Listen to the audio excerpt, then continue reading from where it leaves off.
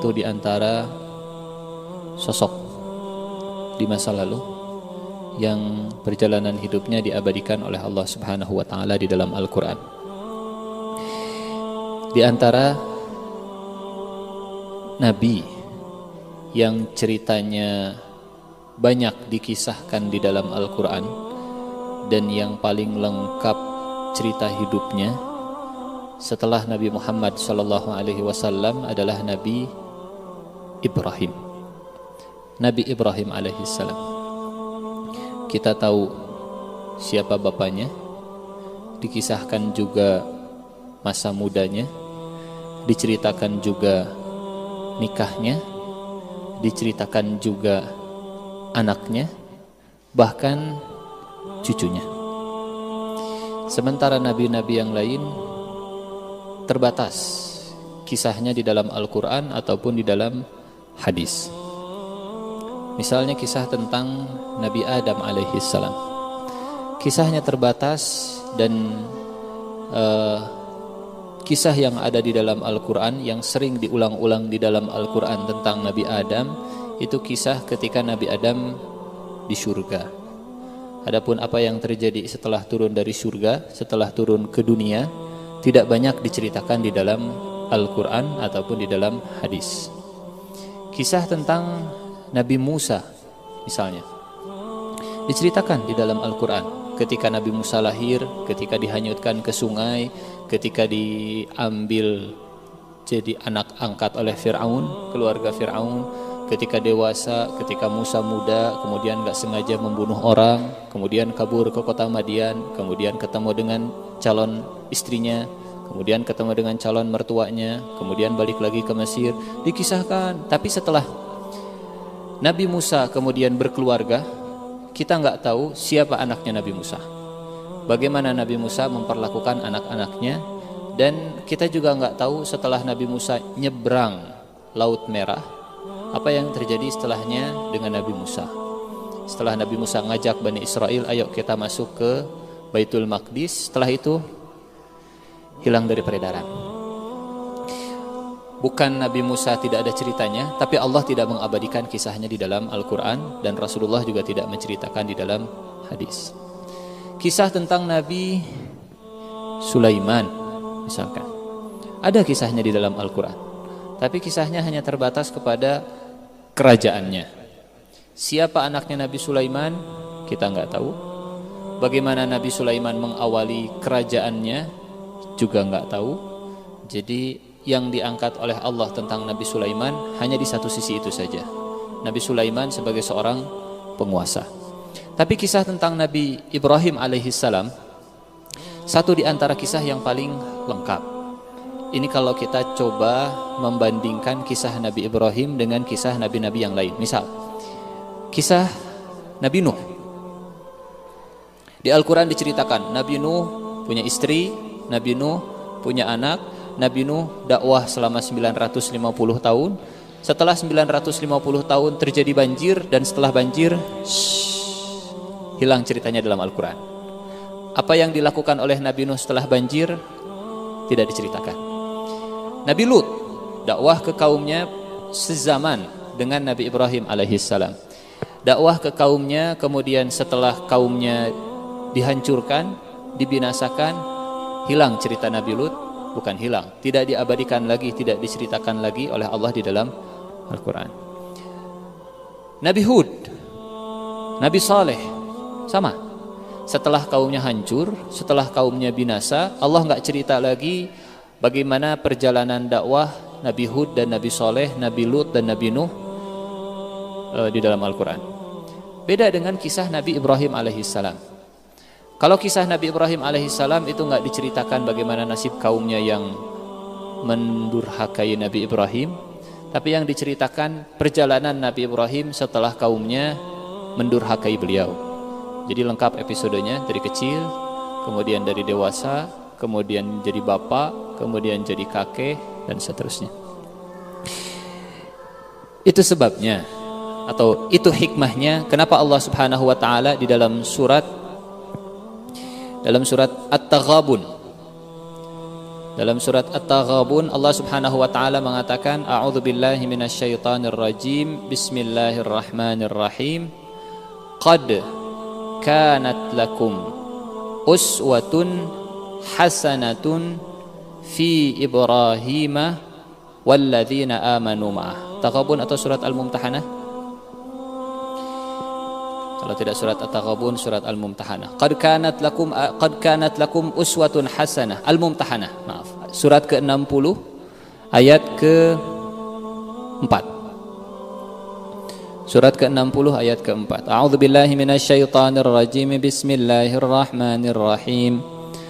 Qad kanat lakum uswatun hasanatun fi Ibrahim walladzina ma'ah. Sungguh telah ada suri tauladan yang baik bagi kalian pada Ibrahim dan orang-orang yang bersama dengannya.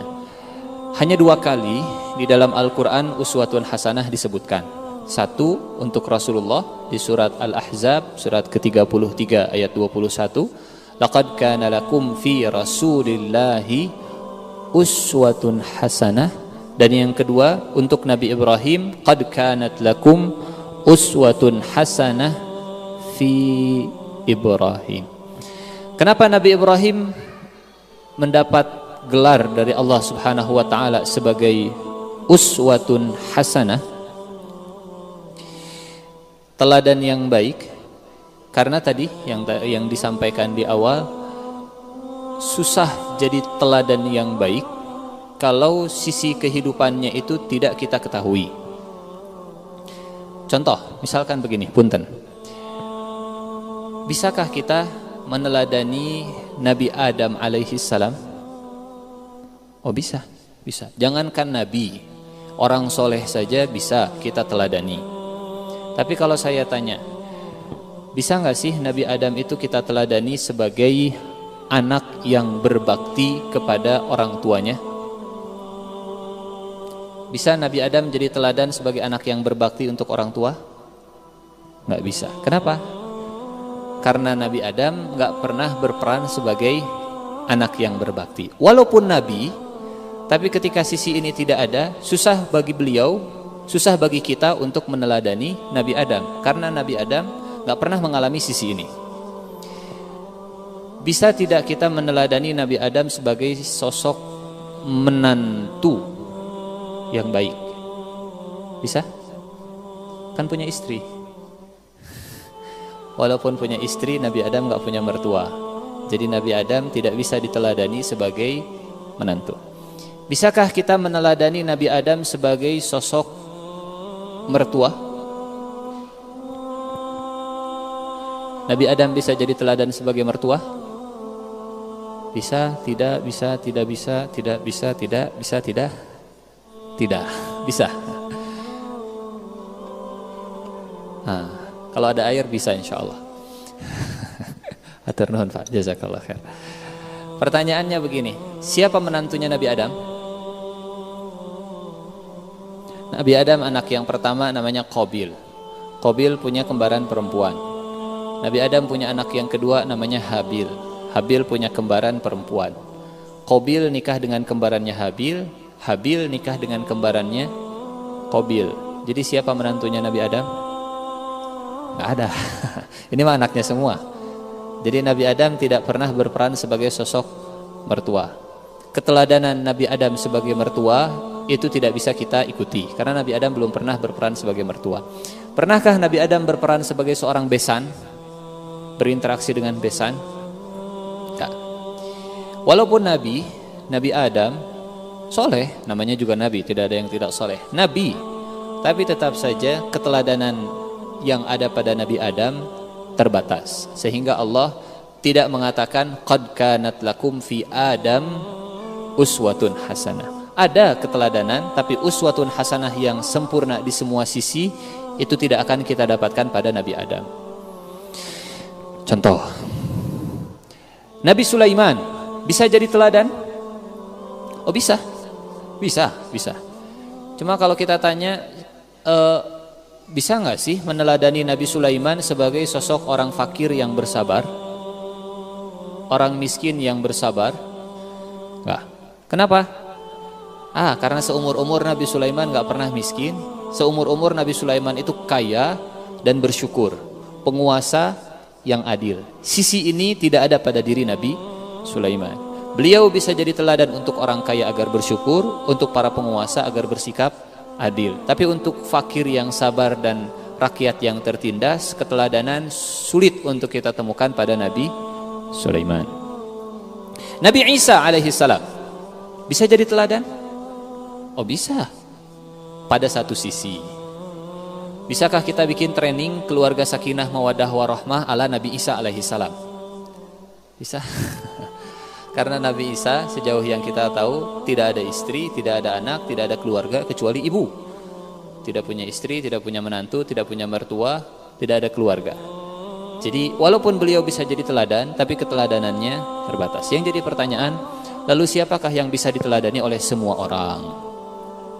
Laqad kana lakum fi Rasulillahi uswatun hasanah. 1. Qad kanat lakum uswatun hasanatun fi Ibrahim. 2. Nabi Ibrahim dan Nabi Muhammad sallallahu alaihi wasallam bisa jadi teladan untuk kita semua. Siapapun kita, karena Allah sudah memberikan gelar uswatun hasanah, kita bisa meneladani beliau, Nabi Muhammad dan Nabi Ibrahim alaihi salam. Ini ayat yang pertama tentang Nabi Ibrahim atau keteladanan pada Nabi Ibrahim alaihi salam. Yang berikutnya, tema kita insyaallah keteladanan Nabi Ibrahim alaihi salam di usia muda. Kita tidak akan cerita Nabi Ibrahim setelah jadi nabi. Kita nggak akan cerita tentang Nabi Ibrahim sebagai seorang suami. Kita nggak akan cerita Nabi Ibrahim sebagai seorang ayah. Kita akan cerita Nabi Ibrahim sebagai seorang anak muda. Di mana diceritakan? Ayat yang akan insyaallah kita bahas ada di dalam surat Al-Anbiya, surat ke-21, ayat ke-51, surat 21 ayat 51 sampai dengan ayat ke-70. Ini insyaallah yang jadi pembahasan kita.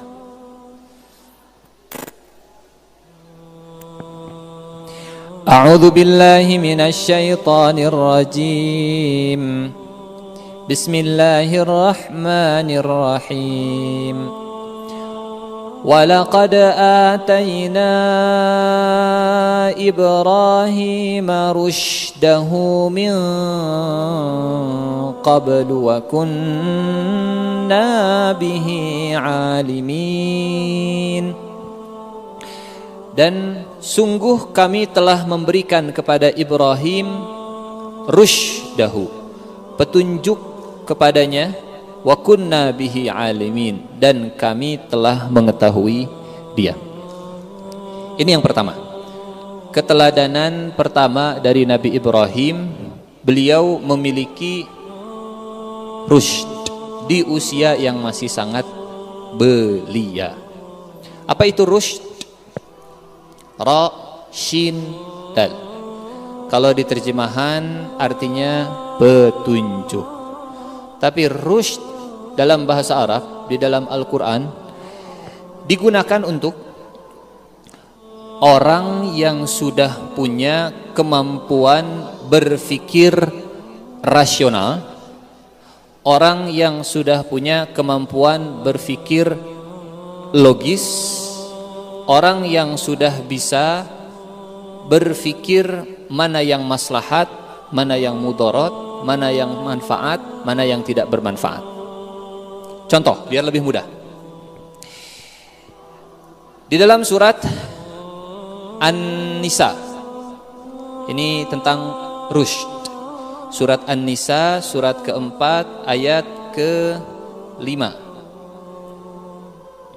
Ayat ke-5. Wabtalul yatama hatta idza balagun nikah. Ayat ke-6, maaf. Dan ujilah anak-anak yatim itu sampai mereka cukup umur untuk menikah. Kalau misalkan kita punya anak yatim di rumah dan orang tua mereka itu kaya, mewariskan harta yang banyak, jangan langsung dikasih uangnya ke anak yatim. Pegang oleh kita, tapi ingat jangan dihabiskan.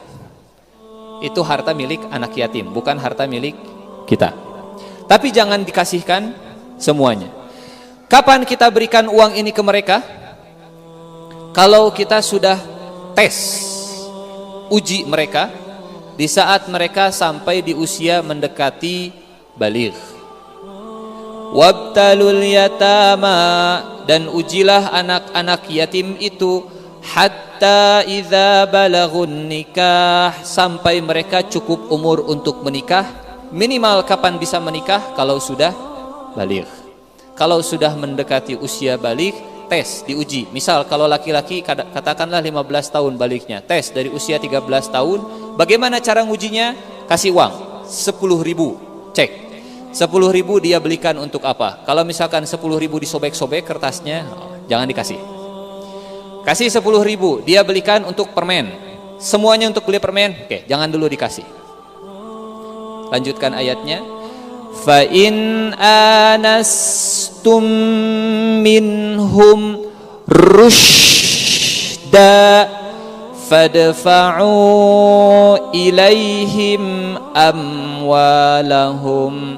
Kapan kita boleh menyerahkan harta anak yatim kepada mereka? Kalau kita sudah nguji, nih 10.000, oh ternyata lulus, 10.000-nya diberikan barang yang bermanfaat. 10.000, nih 50.000, 20.000, oh ternyata diberikan barang yang bermanfaat. Nih 50.000, oh ternyata diberikan barang yang bermanfaat. Nih 100.000, diberikan barang yang bermanfaat, tidak disia-siakan. Kalau sudah seperti ini, fadfa'u ilaihim amwalahum, serahkan semua harta mereka kepada mereka. Apa cirinya? Rushd. Apa itu rushd? Kemampuan untuk mengelola fulus, uang, mana yang manfaat, mana yang kurang manfaat. Itu namanya rushd. Ibrahim alaihi salam ketika beliau masih muda, masih sangat belia, teenagers, beliau sudah punya rushd. Apa itu rushd? Rushd itu artinya sekali lagi kemampuan untuk berpikir, memilah mana yang manfaat, mana yang mudarat, mana yang maslahat, mana yang kurang maslahat, mana yang logis, mana yang tidak logis, mana yang berbahaya, mana yang tidak berbahaya. Namanya rushd. Kemampuan berpikir rasional dan logis, namanya rushd. Contoh, jadi bukti kalau seseorang punya rushd, dia bisa mengelola uang sendiri. Kasih misalkan ibu yang punya anak atau mahasiswa yang sudah punya uang, sudah punya pemasukan sendiri atau masih dikirim oleh orang tua, nggak masalah. Kita bisa tahu kapan kita sudah punya rushd kalau kita sudah bisa mengelola keuangan. Cash flow-nya minimal seimbang, neraca keuangannya seimbang. Uang 100.000 bukan hanya untuk beli pulsa, kemudian sebulan atau seminggu saum terus-terusan. Rushd itu salah satunya dari pengelolaan keuangan. Yang berikutnya, contoh rushd di dalam Al-Quran, di surat Al-Baqarah ayat 255.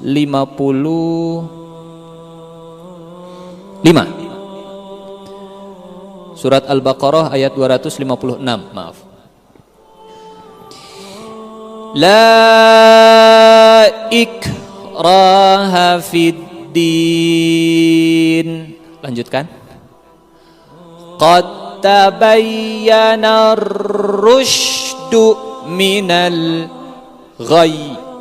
Jangan paksa untuk beragama. Kenapa? Karena telah jelas mana rusyd, mana ghayy. Maksudnya kalau orang menggunakan rasionya dengan benar, orang menggunakan logikanya dengan benar, akan ketemu rusydnya, dia akan tahu mana agama yang benar, mana agama yang tidak benar. La ikraha fid din. Qad tabayyana ar-rusydu minal ghayy. Di usia yang belia inilah Nabi Ibrahim sudah punya rushd, sudah tahu, oh ini nggak benar, ini nggak maslahat, ini makanan nggak pantas dibuang-buang dikasih ke berhala. Contohnya, ini nggak, uang yang banyak itu untuk dibakar, itu bukan termasuk sikap rushd. 10.000, 100.000 hanya untuk dibakar, itu bukan sikap rushd namanya. Nabi Ibrahim di usianya yang masih belia, beliau sudah memiliki rushd.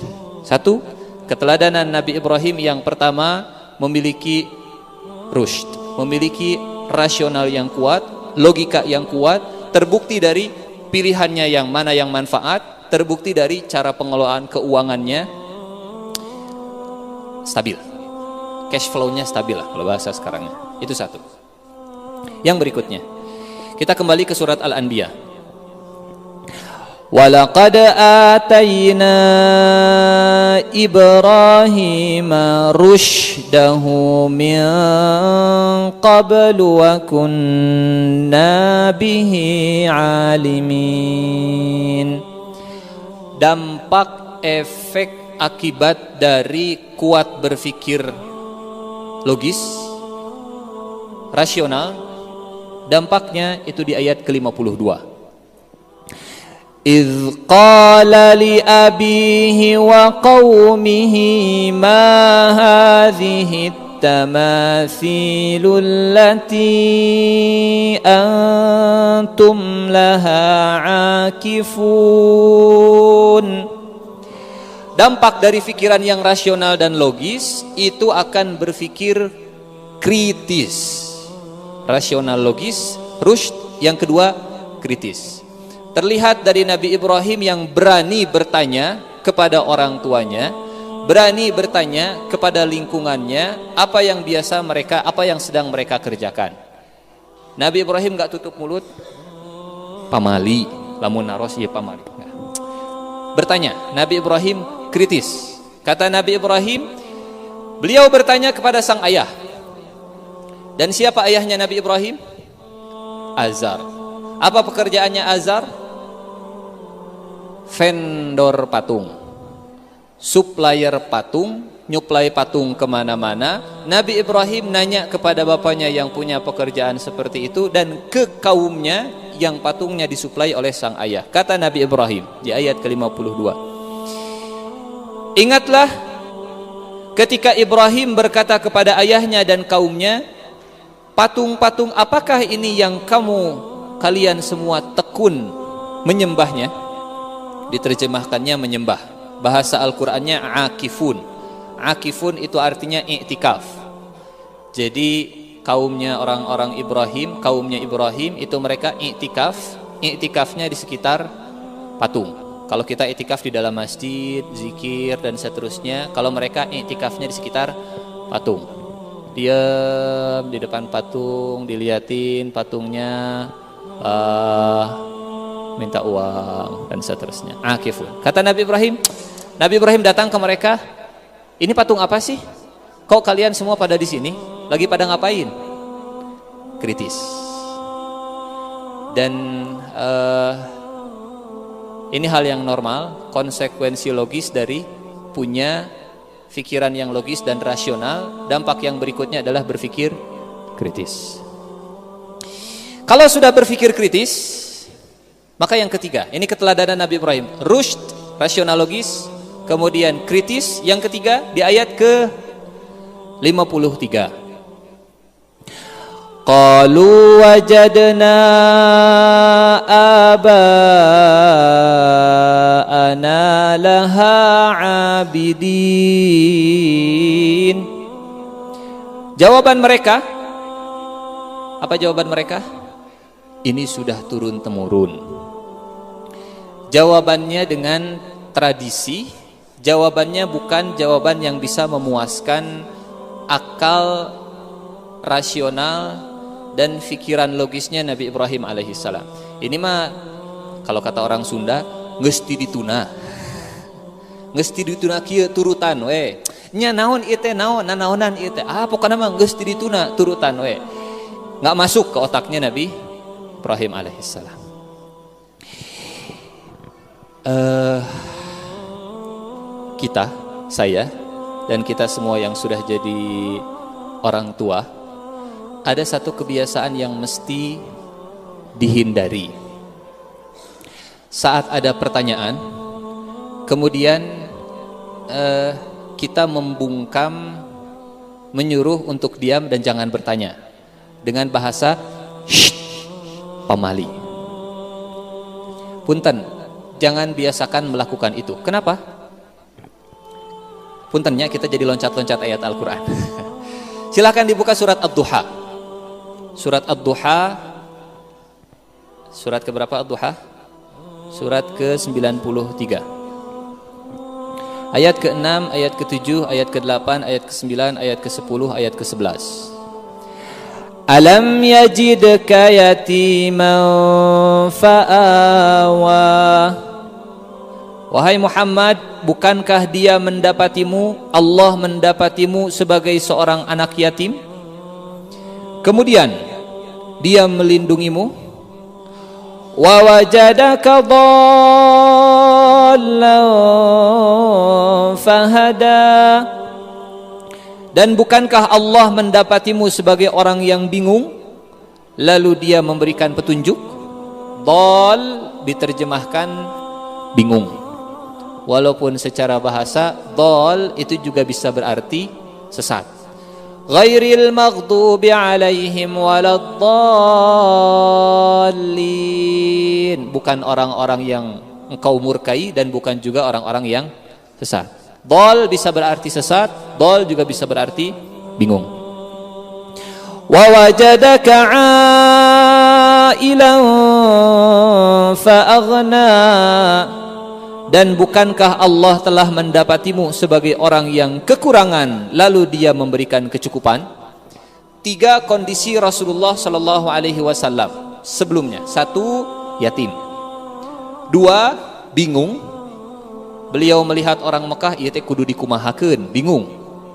Beliau banyak bertanya, apa yang harus saya lakukan? Bingung. Yang ketiga, Rasulullah hidupnya kekurangan.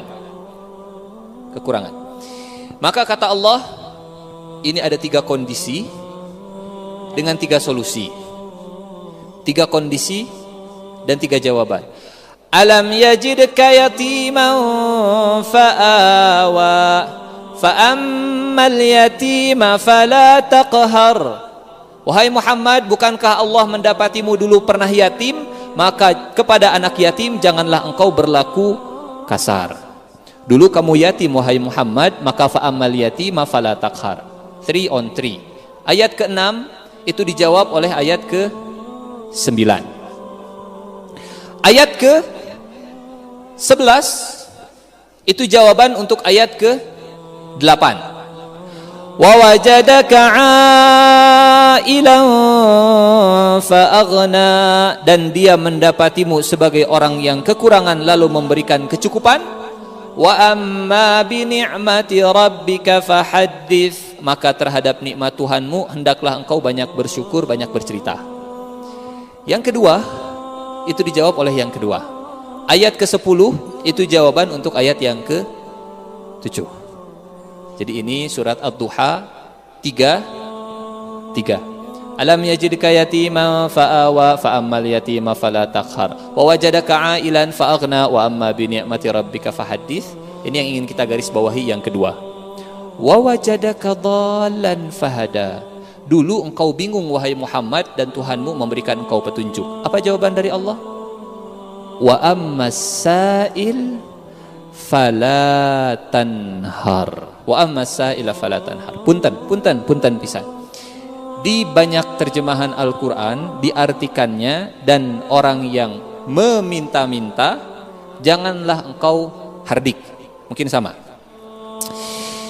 Sa'il secara bahasa artinya adalah orang yang bertanya. Sa'ala yas'alu su'alan fahuwa sa'ilun wa dzaka mas'ulun. Sa'ala itu artinya bertanya. Su'al jadi bahasa Indonesia soal. Itu dari bahasa Arab su'al. Bentuk kata kerjanya sa'ala. Yang bertanyanya sa'il. terjemahan bahasa yang mendekati ayat ini, wa ammas sa'il, maka orang yang bertanya, fala tanhar, jangan engkau hardik. Bu, ari Allah teh siga kumaha sih? Jangan nanya-nanya tentang Allah, pamali. Wa ammas sa'il fala tanhar. Ketika ada pertanyaan kemudian dihardik, itu yang akan menyebabkan dhallan, sesat, bingung. Kalau ini jadi bahasa pepatah bahasa Indonesia, malu bertanya. Ini bukan malu bertanya, mau bertanya tapi dilarang untuk nanya, akhirnya jadi sesat di jalan. Jadi pertanyaan dan jawaban, kesesatan itu diantara sebabnya adalah kalau ada orang yang bertanya kemudian dibungkam untuk bertanya. Wa ammas sa'ila fala tanhar. Jadi kita kembali ke kisah Nabi Ibrahim. Kita akan lihat Nabi Ibrahim yang punya daya fikir rasional, logis, kritis, banyak bertanya tentang apa yang terjadi di lingkungannya, dan Nabi Ibrahim tidak mendapatkan jawaban yang memuaskan pikirannya. Di satu sisi Nabi Ibrahim bingung, ini kaum teh harus diapain? Dan itu kalau terjadi kepada kita, terjadi kepada keluarga kita, kepada anak-anak kita, khawatirnya ketika mereka bertanya kemudian tidak mendapatkan jawaban yang memuaskan, khawatirnya dalam tanda kutip bakal caper. Capernya seperti apa? Kita lihat nanti dalam kisah Nabi Ibrahim alaihissalam. Kita kembali ke kisah Nabi Ibrahim alaihissalam. Ketika Nabi Ibrahim bertanya, ma hadhihi tamathilul lati antum laha akifun, jawaban mereka, wajadna aba'ana laha abidin, kami mendapati nenek moyang kami menyembahnya.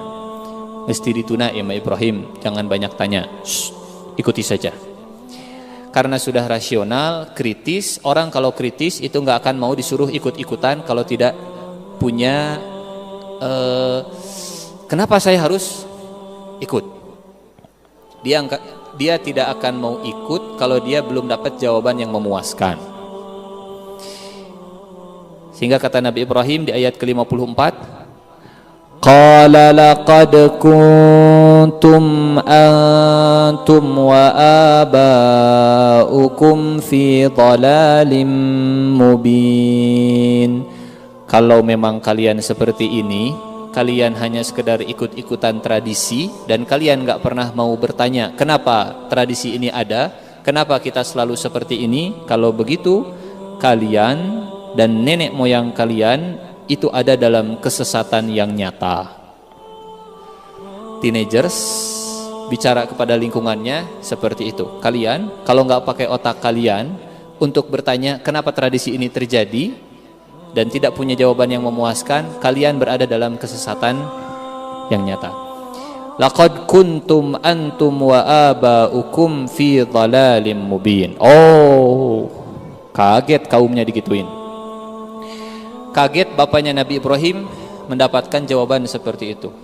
Kata mereka, ini yang ngomong anak kecil, anak muda, teenagers. Kata mereka, ajitana bil haqq am anta minal la'ibin. Ibrahim, kamu ngomong serius atau kamu main-main? Ajitana bil haqq am anta minal la'ibin. Mereka berkata, apakah engkau datang kepada kami membawa kebenaran atau engkau main-main? Apa artinya? Anak seusia Nabi Ibrahim itu disangka oleh orang-orang dewasa, jangan dianggaplah, itu mah masih heureuy dan seterusnya. Tapi Nabi Ibrahim menunjukkan keseriusannya di ayat ke-56. Kata Nabi Ibrahim, Barrabbukum rabbus samawati wal ardi alladhi fatarahunna wa ana ala dhalikum minasyahidin. Nabi Ibrahim karena dianggapnya bercanda, dianggapnya itu hanya sekedar heureuy, main-main, kata Nabi Ibrahim, sebenarnya Tuhan kalian itu Tuhan pemilik langit dan bumi, Dialah yang menciptakannya dan aku termasuk orang-orang yang bersaksi atas hal tersebut. Kata Nabi Ibrahim begini, watallahi, demi Allah, la akidanna asnamakum ba'da an tuwallu mudbirin. Sungguh aku akan melakukan tipu daya terhadap berhala-berhala itu setelah kalian pergi meninggalkannya. Ceritanya insyaallah masyhur setelah ini. Jadi kalau sudah tidak bisa pakai dialog, pakai argumentasi, pakai ngobrol, biasanya pakai tindakan yang menarik perhatian lebih. Mulai pakai mulai main fisik. Singkat cerita, sebetulnya kalau kita ingin mengetahui ceritanya lebih detail, kita bisa loncat ke surat As-Saffat. Nanti kita balik lagi ke surat Al-Anbiya, bisa dilihat surat As-Saffat, surat ke-38, surat 37 maaf, ayat ke-89.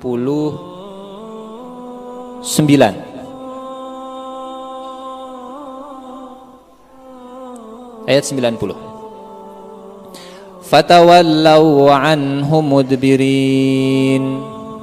Lalu mereka berpaling darinya dan pergi meninggalkan. Jadi kan tadi ceritanya kaumnya Nabi Ibrahim, mereka lagi iktikaf di depan berhala. Bah, kasih saya makan, bah, kasih saya jodoh, bah, kasih saya rizki. Mereka sedang iktikaf di depan patung. Setelah mereka pergi, mereka datang ke berhala itu kan pasti bawa makanan. Bah, ini sesajennya, tolong kasih saya rezeki. Bah, ini makanannya, tolong kasih saya jodoh dan seterusnya. Fatawallaw anhu mudbirin. Datanglah kemudian Nabi Ibrahim, faragha ila alihatihim. Lalu dihadapinya. Kemudian Ibrahim pergi diam-diam kepada berhala-berhala mereka dan berkata. Masuk Nabi Ibrahim ke tempat penyembahan, kata Nabi Ibrahim ke berhalanya, di depannya ada sesajen. Kata Nabi Ibrahim, "Hei, ala ta'kulun?" Berhalanya besar. "Ala ta'kulun? Ini sesajen kalian sudah ada di depan. Ala ta'kulun?" Nabi Ibrahim ngajak ngobrol berhalanya, mereka diam. Kemudian kata Nabi Ibrahim, "Malakum la tantiqun?" Bayangkan tempat ibadah mereka di satu ruangan, orang-orang semuanya sudah pulang. Datang Ibrahim muda ke ruangan yang di situ banyak patung. Saya ngebayanginnya saja keeng.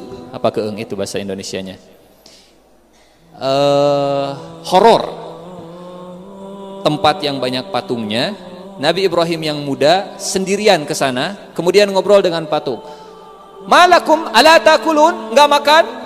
Kan. Ada ekonya karena ruangannya gede, patungnya gede semuanya.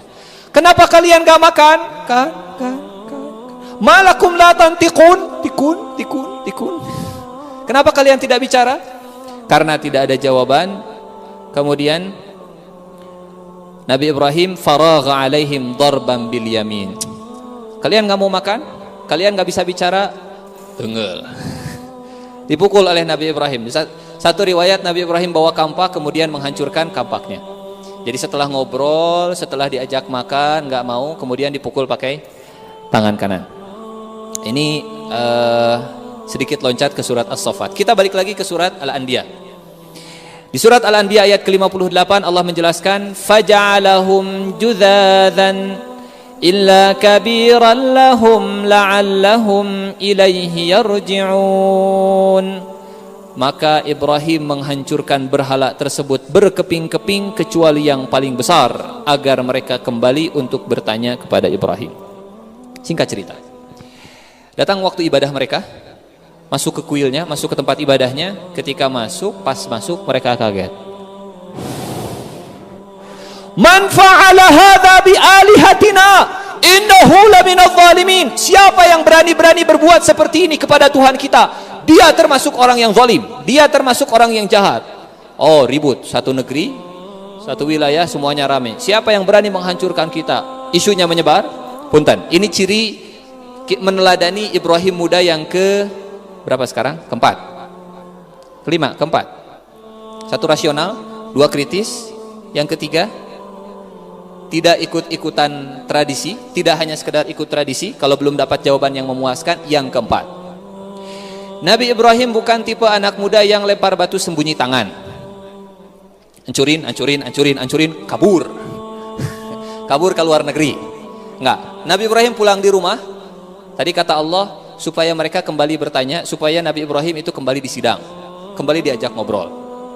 Jadi Nabi Ibrahim setelah menghancurkan pulang ke rumahnya santai. Saya sudah siap dengan resiko yang saya lakukan. Ini tipe yang keempat, Nabi Ibrahim pemuda yang berani bertanggung jawab dengan perbuatan yang sudah dilakukan.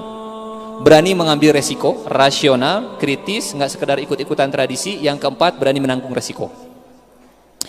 Ketika rame beritanya viral di negeri tersebut, siapa yang berani melakukan ini? Siapa yang berani melakukan ini?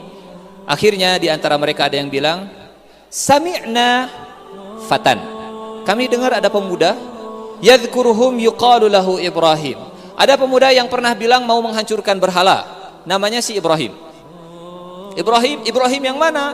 Tuh Ibrahim anaknya Azar. Oh, panggil.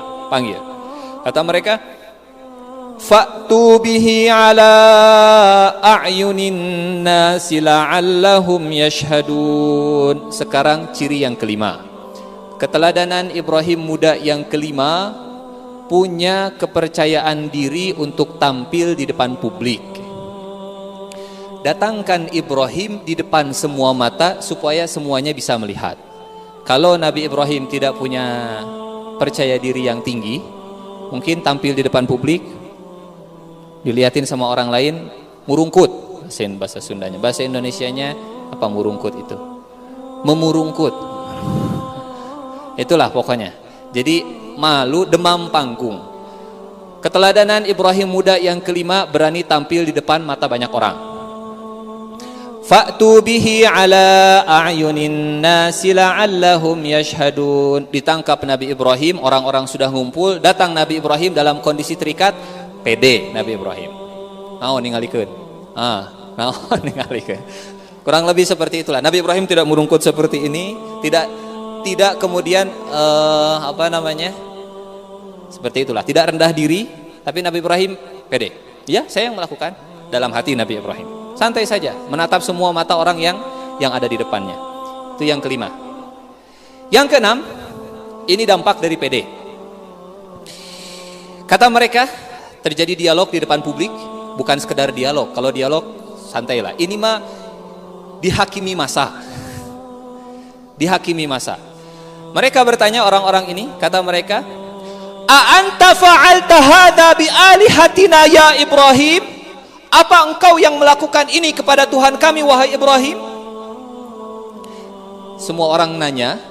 Bayangkan, punten, tolong bayangkan kita di posisi Nabi Ibrahim, semua orang menghakimi kita. Usia masih sangat muda, kita dihakimi. Apa engkau yang melakukan ini? Nabi Ibrahim tidak nangis, Nabi Ibrahim pede. Ini karena yang kelima, karena Nabi Ibrahim punya percaya diri yang tinggi, tampil di depan mata banyak. Muncullah yang keenam, bisa bicara di depan publik. Bukan hanya sekedar tampil, tapi bisa bicara di depan publik. Dan bukan hanya sekedar bisa bicara, punya kemampuan bicara yang diplomatis. Ketika ditanya, a anta fa'alta hadza bi alihatina ya Ibrahim, engkau pelakunya wahai Ibrahim? Nabi Ibrahim enggak menjawab begini, nya naon kitu? Nah. Nabi Ibrahim juga tidak menjawab, enggak, bukan saya. Tidak diiyahkan, tidak juga dinegasikan. Nabi Ibrahim menjawab dengan diplomatis, mungkin pelakunya yang besar. Tuh lihat, patung semuanya hancur. Tuh lihat, sesembahan semuanya ada di depan patung yang gede. Pelakunya Nabi Ibrahim semua. Setelah dihancurkan, sesajennya semua ditaruh di depan patung yang besar. Mungkin patung yang paling besar ini lapar, dia serakah mungkin. Mungkin dia pelakunya, mungkin. Nabi Ibrahim nggak bilang, iya saya pelakunya, bukan saya pelakunya, tapi mungkin. Bal fa'alahu kabirhum hadza. Mungkin ini yang paling besar pelakunya.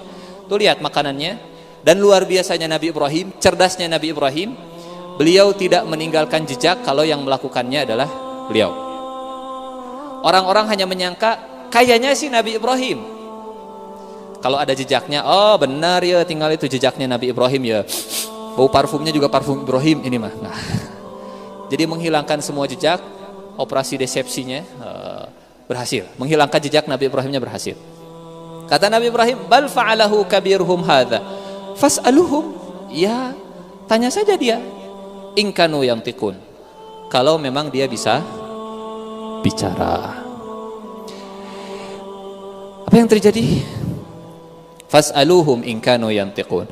Faraja'u ila anfusihim faqalu innakum antumuz zalimun.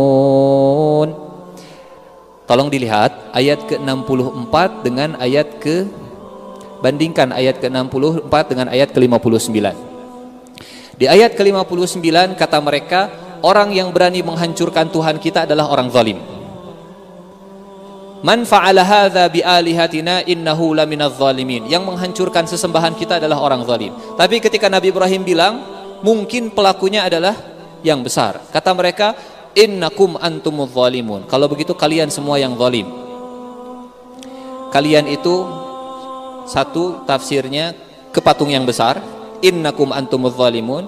Yang kedua ke orang-orang.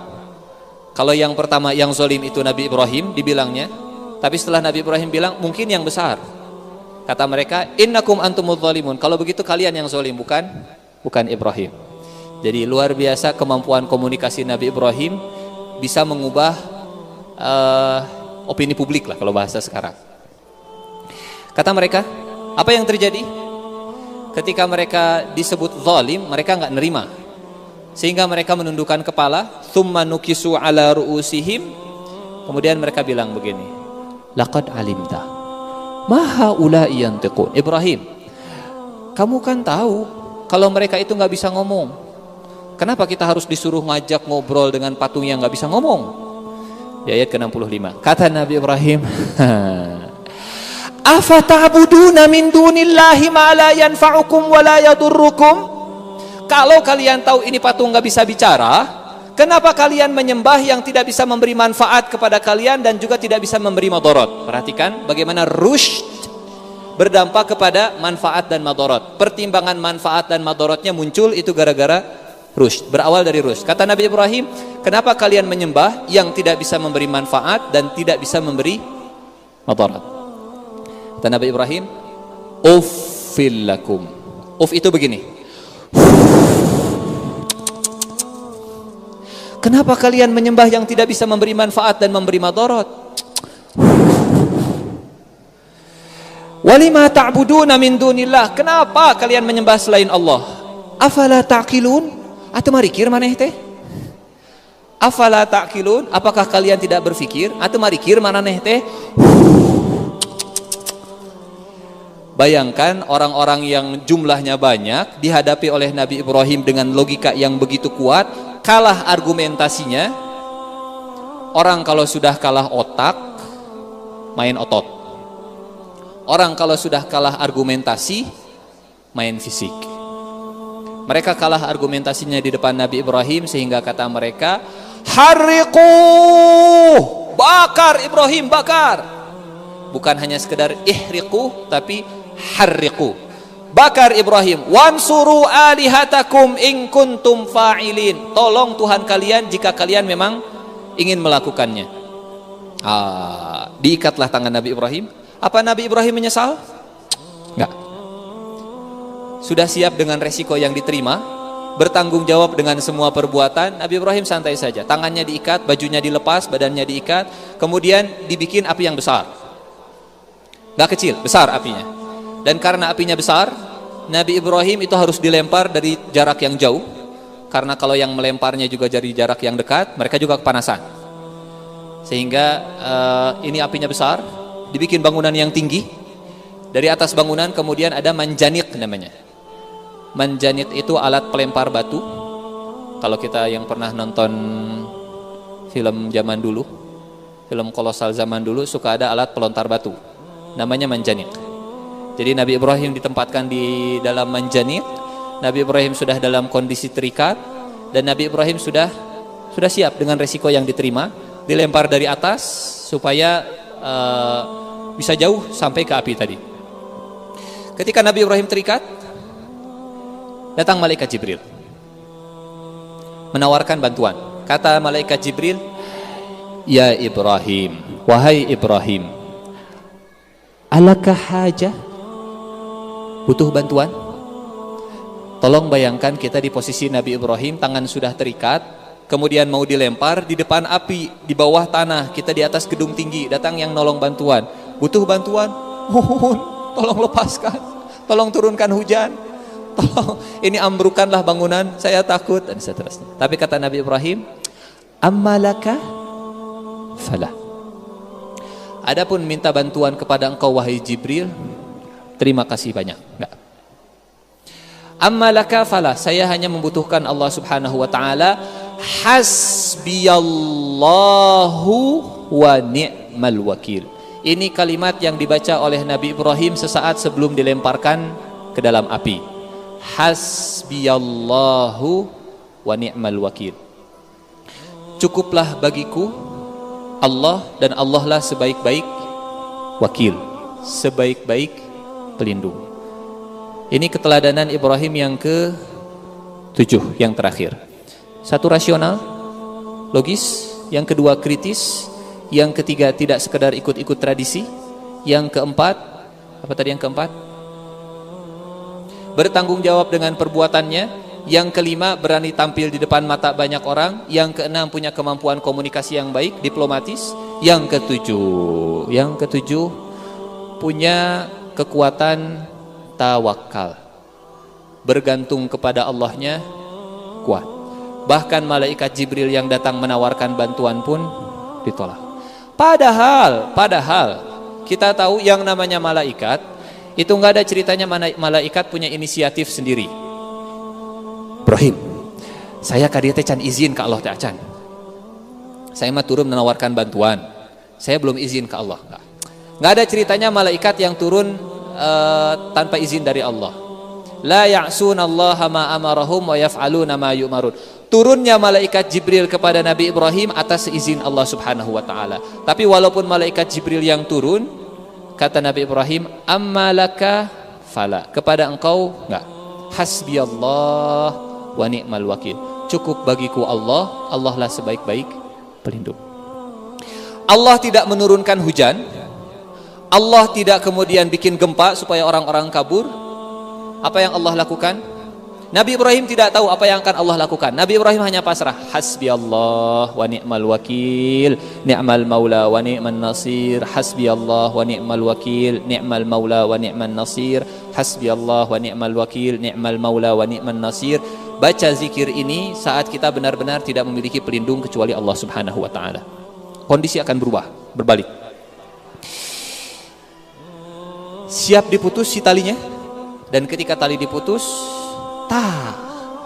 talinya putus. Manjani kemudian melemparkan Nabi Ibrahim. Nabi Ibrahim ketika sedang terbang dari gedung menuju ke api, Allah Subhanahu wa taala kemudian mengeluarkan instruksi.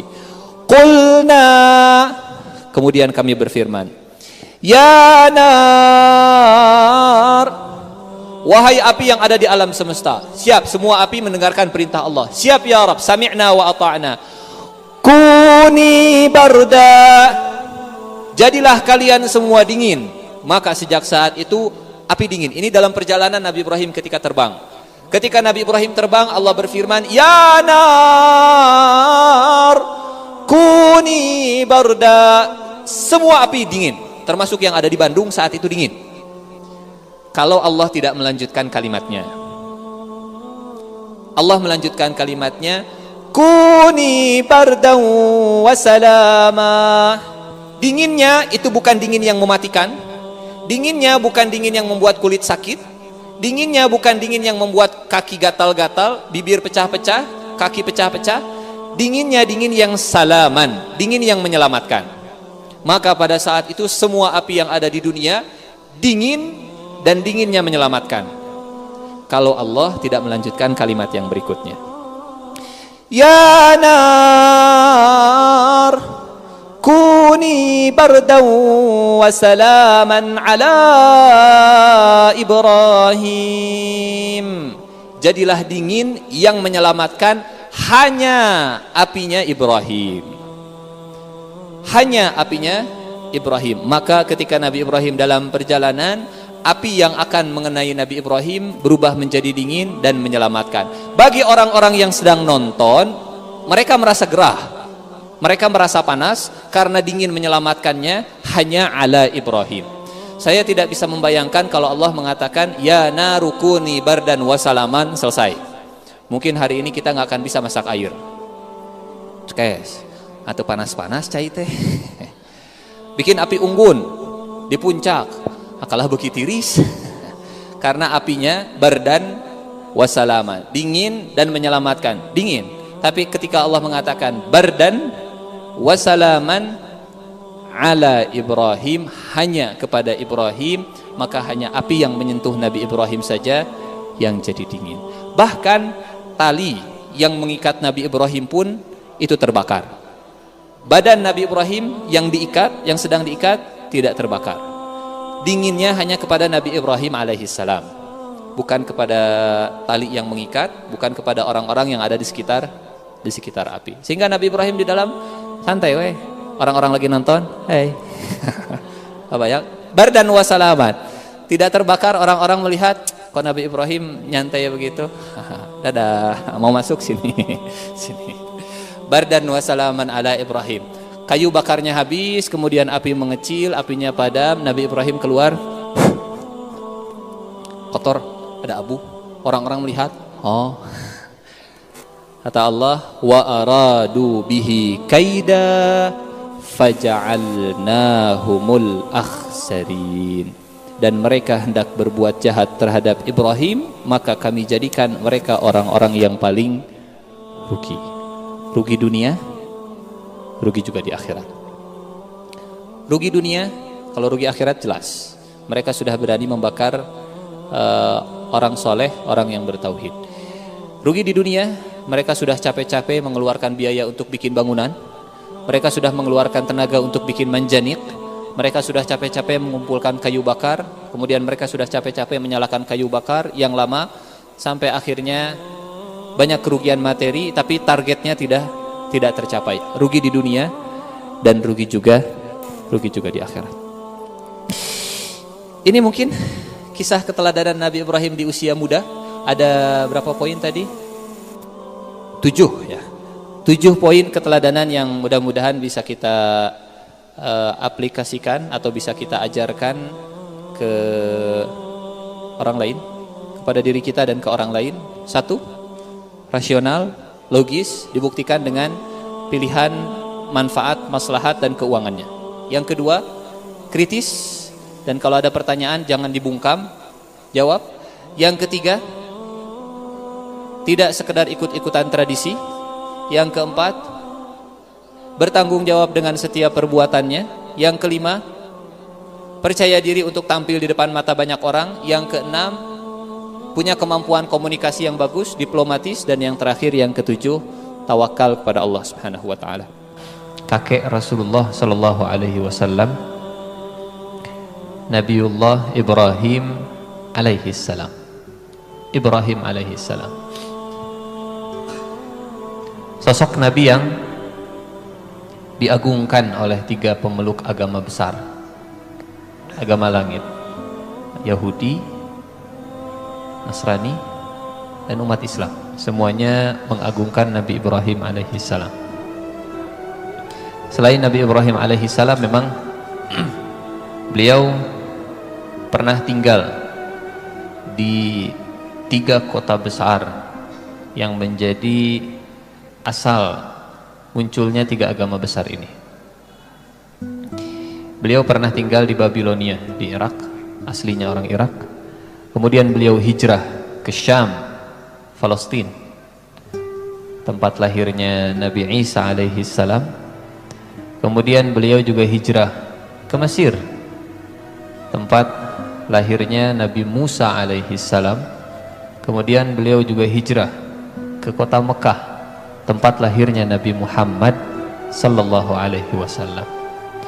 Di Mesir ada Nabi Musa, di Syam ada Nabi Isa, dan di Mekah ada Nabi Muhammad sallallahu alaihi wasallam. tiga nabi yang diagungkan oleh masing-masing. Kalau untuk umat Islam semuanya dihormati. Nabi Ibrahim alaihissalam bahkan bukan hanya penganut agama samawi, termasuk bahkan selain penganut agama samawi pun menghormati Nabi Ibrahim alaihissalam. Ala kulli hal, Ibrahim alaihissalam dikisahkan di dalam Al-Quran di beberapa tempat, di beberapa surat. Tadi surat yang dibacakan juga termasuk kisah Nabi Ibrahim alaihissalam. Ada dalam surat Al-Baqarah, ada dalam surat Thaha, ada dalam surat An-Najm, ada dalam surat dan seterusnya, tersebar di beberapa surat. Insyaallah sore ini hanya sepertinya ke depan kita akan 2 atau 3 kali pertemuan tentang kisah Nabi Ibrahim alaihissalam. Karena kisah Nabi Ibrahim alaihissalam ini kita bisa bagi jadi, setidaknya kita bisa bagi jadi 2, atau kita bisa bagi jadi 3, atau jadi 4 pun bisa. Misal, kalau kita bagi jadi 2, kisah Nabi Ibrahim alaihissalam di masa muda dan kisah Nabi Ibrahim alaihissalam setelah beliau berkeluarga. Kisah ketika bujangan dan kisah romantika Nabi Ibrahim alaihissalam dengan keluarganya. Atau kalau kita bagi jadi 3, kisah Nabi Ibrahim menghadapi kaumnya, penyembah patung, penyembah berhala, yang vendor patungnya itu orang tuanya sendiri, supplier patungnya itu orang tuanya sendiri. Kemudian kisah yang kedua, Nabi Ibrahim alaihissalam menghadapi kaumnya yang menjadi penyembah bintang. Dan kisah yang ketiga, kisah Nabi Ibrahim alaihissalam yang menghadapi raja. Raja kita mengenalnya dalam cerita Namrud. Atau kita juga bisa membagi kisah Nabi Ibrahim alaihissalam berdasarkan kekeluargaannya. Ibrahim alaihissalam dengan ayahnya, Ibrahim alaihissalam dengan istrinya, Ibrahim alaihissalam dengan anaknya. Banyak sisi kehidupan dari Nabi Ibrahim alaihissalam yang bisa kita gali, sehingga kisah tentang Nabi Ibrahim ini sekali lagi sepertinya tidak cukup hanya 1 kali pertemuan saja.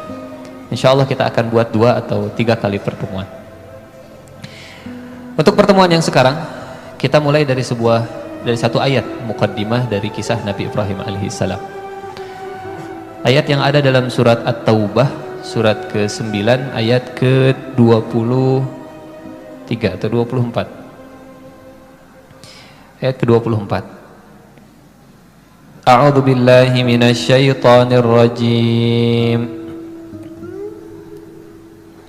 Qul in kana aba'ukum wa abna'ukum wa ikhwanukum wa azwajukum wa ashiratukum wa amwalun iqtaraftumuha wa tijaratun takhshawna kasadaha wa masakinu tardawnaha ahabba ilaikum minallahi wa rasulihi wa jihadin fi sabilihi fatarabbasu hatta ya'tiyallahu bi amrih wallahu la yahdil qaumal fasiqin. Teman-teman, Ibrahim alaihissalam sama seperti kita, manusia, punya rasa, punya hati, punya cinta. Nabi Ibrahim punya orang tua sama seperti kita. Nabi Ibrahim punya istri sama seperti saya. Bukan seperti kita, seperti saya atau yang sudah beristri. Nabi Ibrahim alaihissalam punya keturunan, punya anak. Nabi Ibrahim alaihissalam punya kawan sama seperti kita. Nabi Ibrahim alaihissalam punya rumah tempat tinggal sama seperti kita. Nabi Ibrahim punya hati, Nabi Ibrahim punya cinta. Dan apa yang dicintai oleh Nabi Ibrahim? Cinta yang halal. Halal. Ada 8 cinta halal dalam hidup kita. Cinta halal. Kita sedang cerita cinta halal. Ada 8 cinta halal dalam hidup kita yang diakui oleh Allah Subhanahu wa taala. Apa saja 8 cinta halal dalam surat At-Taubah tadi yang kita bacakan ayat 24? 1. Aba'akum, orang tua. Apa hukumnya mencintai orang tua? Halal. Bukan halal lagi, harus bahkan halal. Wa abna'akum, anak. Hukumnya mencintai anak? Halal. Halal. Apalagi kalau anak mertua yang sudah dinikahi, halal bisa. Aba'akum, orang tua. Abna'akum, anak, keturunan. Kemudian wa ikhwanakum, saudara. Kita punya saudara, kita punya kakak, kita punya adik, halal kita cintai. Cinta yang halal semuanya. Yang keempat, wa azwajakum, pasangan, istri, suami.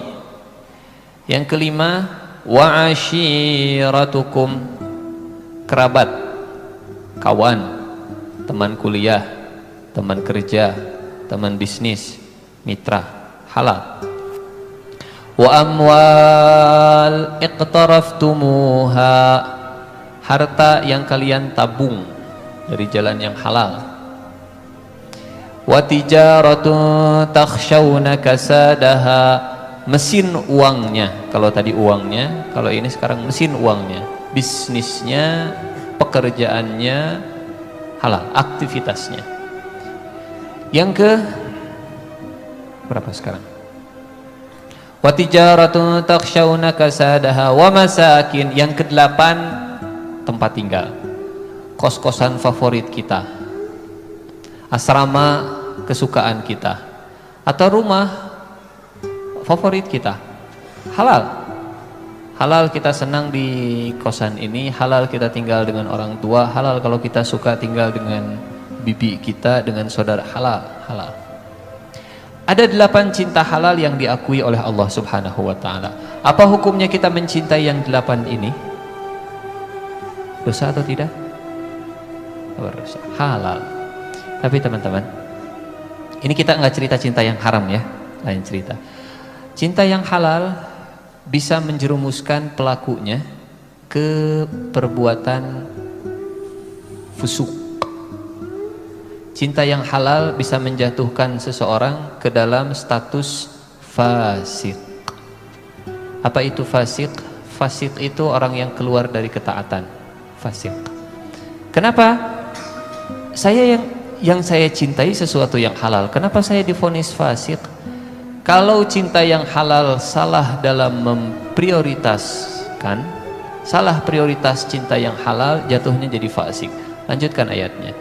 Qul in kana aba'ukum wa abna'ukum wa ikhwanukum wa azwajukum wa ashiratukum wa amwalun iqtaraftumuha wa tijaratun takhshawna kasadaha wa masakinu tardawnaha. Kalau yang 8 yang kalian cintai ini dan halal, ahabba ilaikum, lebih kalian cintai, lebih diprioritaskan dari yang 3. Kalau yang 8 lebih diprioritaskan dari yang 3, ahab, apa yang 3? Minallah wa rasulihi wa jihadin fi sabilihi, Allah, Rasulnya, dan berjuang di jalan Allah. Ini sekali lagi kita sedang muqaddimah masuk ke sosok Nabi Ibrahim alaihissalam. Wa jihadin fi sabilihi fatarabbasu hatta ya'tiyallahu bi amrih. Tunggu saja sampai Allah Subhanahu wa taala mendatangkan keputusannya. Ujung ayatnya ini yang membuat kita khawatir, takut. Wallahu la yahdil qaumal fasiqin. Cinta yang halal ketika salah prioritas menjatuhkan pelakunya ke dalam kefusukan, kefasikan. Ibrahim alaihissalam, beliau punya yang 8 tadi, tapi ketika dihadapkan pada yang 3, Nabi Ibrahim alaihissalam tetap bisa mendahulukan Allah, tetap bisa mendahulukan penciptanya, dan tetap mendahulukan berjuang di jalan Allah Subhanahu wa taala. Dalam kerangka ayat inilah, di kerangka ayat inilah, cinta Ibrahim alaihi salam kepada Allah subhanahu wa ta'ala bisa mengalahkan segalanya. Cinta yang akhirnya melahirkan pengorbanan. Nggak ada cinta, nggak ada pengorbanan. Kapan cinta melahirkan pengorbanan? Kalau cinta sudah ada di persimpangan jalan. Persimpangan jalan cinta. Pilih cinta Allah atau pilih cinta orang tua. Pilih cinta Allah atau pilih cinta anak. Pilih cinta Allah atau pilih cinta istri. Pilih cinta Allah atau cinta saudara. Pilih cinta Allah atau cinta harta. Pilih cinta Allah atau cinta rumah. Pilih cinta Allah atau cinta bisnis, pekerjaan, dan seterusnya. Kalau sudah ada di persimpangan jalan cinta, maka saya dan kita pasti dan terpaksa akan memilih salah satunya. Disinilah cinta akan melahirkan misal kita suka nonton bola Persib, kita juga suka nonton MotoGP, Rossi, dan seterusnya. Tapi ternyata Persib dan MotoGP itu disiarkan di waktu yang bersamaan. Kita suka ini, kita suka ini. Kita sekarang ada di persimpangan jalan. Mana yang akan kita pilih tergantung mana yang akan kita prioritaskan. Kalau kita pilih Persib, berarti memang Persib lebih prioritas daripada MotoGP. Kalau MotoGP memang lebih prioritas, kita pasti akan mengorbankan nonton Persib. Kecuali kalau bisa multiple window, dua-duanya. Tapi kalau harus milih salah satu, maka salah satu ada yang dikorbankan. Inilah kisah Nabi Ibrahim alaihi salam. Kisah yang hidupnya ini kalau kita bagi kisah Nabi Ibrahim ke dalam 8 episode. Ibrahim alaihi salam dan ujian cinta dengan orang tuanya. Ibrahim alaihi salam dan ujian cinta dengan istrinya. Ujian Nabi Ibrahim dan ujian cinta dengan anaknya. Ujian Nabi Ibrahim alaihi salam dan ujian tanah airnya, rumahnya. Ujian Nabi Ibrahim alaihissalam dan ujian dengan hartanya. Karena Nabi Ibrahim ketika hidupnya penuh dengan ujian-ujian. Itu sebabnya tadi ayatnya sudah dibacakan di awal. Surat Al-Baqarah ayat ke-124. Al-Baqarah ayat 124, Allah Subhanahu wa taala berfirman, A'udzubillahi minasyaitonirrajim. Bismillahirrahmanirrahim. وَإِذِ ابْتَلَى إِبْرَاهِيمَ رَبُّهُ بِكَلِمَاتٍ فَأَتَمَّهُنَّ قَالَ إِنِّي جَاعِلُكَ لِلنَّاسِ إِمَامًا قَالَ وَمِنْ ذُرِّيَّتِي قَالَ لَا يَنَالُ عَهْدِ الظَّالِمِينَ. Dan ingatlah ketika Nabi Ibrahim alaihi salam diuji. Ibtala, diuji. Dengan apa Nabi Ibrahim diuji? Bikalimat, dengan banyak ujian, dengan banyak kalimat. Ujian apa saja tadi? Minimal ujian yang 8. Ujian dengan orang tuanya. Teman-teman, punten. Bukan hal yang mudah. Kita pengen jadi orang soleh misal, tapi orang tua tidak mendukung, bukan hal yang mudah. Yang perempuan, saya pengen pakai jilbab, tapi kata orang tua radikal, jangan, sangka teroris nanti. Kita pengen rajin ke masjid, kata orang tua hati-hati, nanti ke bawah yang enggak. Kita pengen hadir ke majelis ilmu, kata orang tua jangan, nanti begini, nanti. Bukan hal yang mudah sebagai seorang anak punya orang tua yang tidak mendukung untuk dekat kepada Allah Subhanahu wa taala. Di sini Nabi Ibrahim alaihissalam diuji bikalimat. Satu. Bagaimana interaksi Nabi Ibrahim kemudian dengan orang tuanya? Ayatnya ada pembahasan khusus. Kemudian Nabi Ibrahim alaihissalam, wa idzibtala Ibrahim rabbuhu bikalimat. Ada ujian lagi dari yang 8 tadi. Ujian Nabi Ibrahim alaihissalam dengan anaknya. Dengan anaknya ini yang kemarin baru saja kita lewati. ada seorang bapak, suami istri nikah. Nanti mungkin terasalah oleh kita, tapi mudah-mudahan nggak terjadi sama teman-teman. Saya nggak berharap, tidak mendoakan. Di antara harapan terbesar suami istri kalau sudah nikah itu punya keturunan. Setahun nggak punya keturunan, oke, biasa. 2 tahun nggak punya keturunan, sudah mulai was-was. 3 tahun nggak punya keturunan, gelisah. 4 tahun nggak punya keturunan, mulai ada gesekan. Jangan-jangan di bapak, enggak, jangan-jangan di ibu, jangan, coba periksa, ramai. 5 tahun masih nggak punya keturunan, khawatir. 6 tahun nggak punya keturunan, sedih. 7 tahun, 8 tahun. Nabi Ibrahim alaihissalam sejak awal menikah sampai dalam tafsir diceritakan usianya 80-an, 90-an masih belum dikaruniai anak. Dan wajar, nanti insya Allah teman-teman merasakan, wajar kalau seorang suami istri kemudian punya anak, wajar kalau sayang sama anaknya. Apalagi ini anak yang sudah ditunggu-tunggu puluhan tahun, bukan lagi 1 tahun, 2 tahun, 5, puluhan tahun. Setelah menikah puluhan tahun baru lahir seorang anak. Wajar kalau Nabi Ibrahim alaihissalam cinta ke anaknya, normal, halal. Di tengah rasa cintanya ke anaknya, cinta yang halal, tiba-tiba datang perintah dari Allah. Dan wajar kalau Nabi Ibrahim cinta sama istri yang sudah melahirkan anak tunggalnya, ke Siti Hajar.